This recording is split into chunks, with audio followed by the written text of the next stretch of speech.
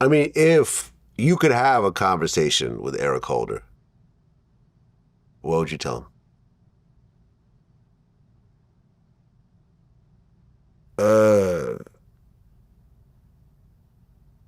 Basically, you left your kids out here, you done took away the life from the hood, like all over an emotional outrage, like, and then you didn't think about the people that was connected to you, how they, because you got the easy route, you in jail.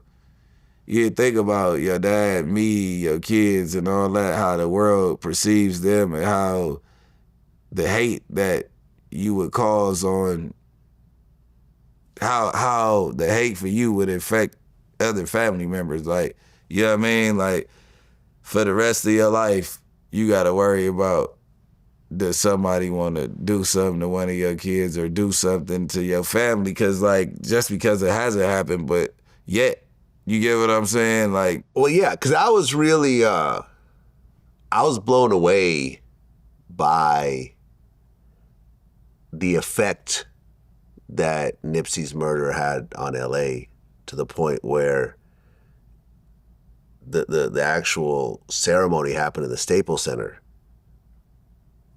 which is like the same as like where Michael Jackson.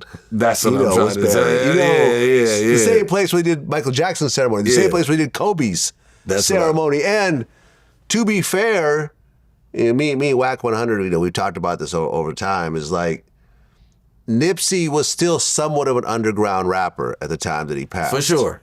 100%. You know what I mean? Let's just keep it 100. No, I was a fan. I've interviewed him.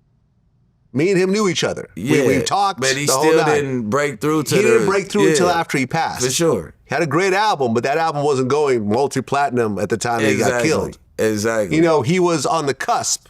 Yeah. But he wasn't Drake. He wasn't J. Cole. Like, he was... But the outpouring of love that he got was on the level of like a Drake or a Kendrick or something like that.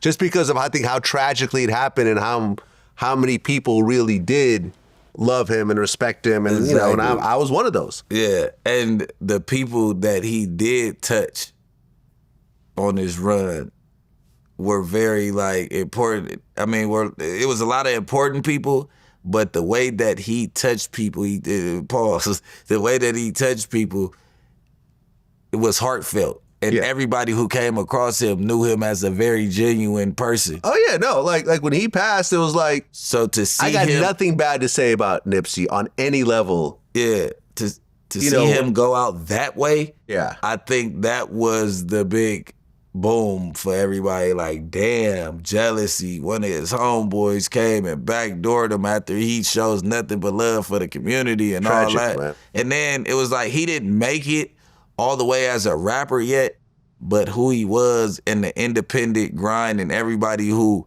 knew that he was kicking that independent game and doing what he was doing. Oh yeah. They all was like, oh, yeah, this dude is like baby Jesus when it comes to this shit. Down to Jay-Z, because I remember our last interview we talked about how when he put out that $100 album and everybody laughed at him and so forth, the radio were cracking jokes about him, Jay-Z bought 100 copies.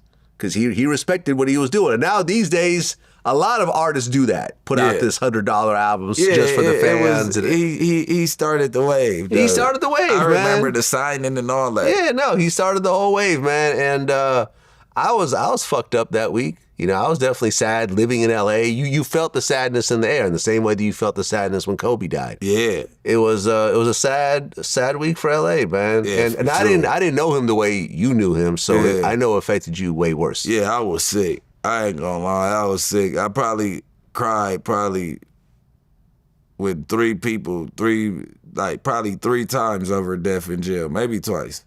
But that one was like boo-hoo.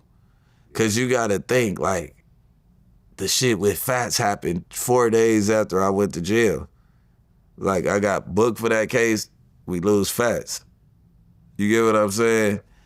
I talked to him, he heartbroke. We put everything together, like, you know what I'm saying? Like, he started getting back on track. He makes it, Grammy nomination. I talked to him, like, what was that? Early March around my daughter's birthday. I talked to him, and then Yeah.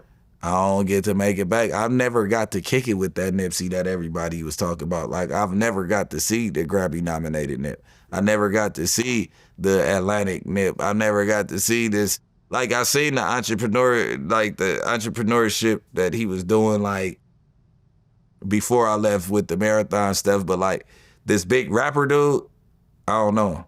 Yeah. Because I went to jail in 17.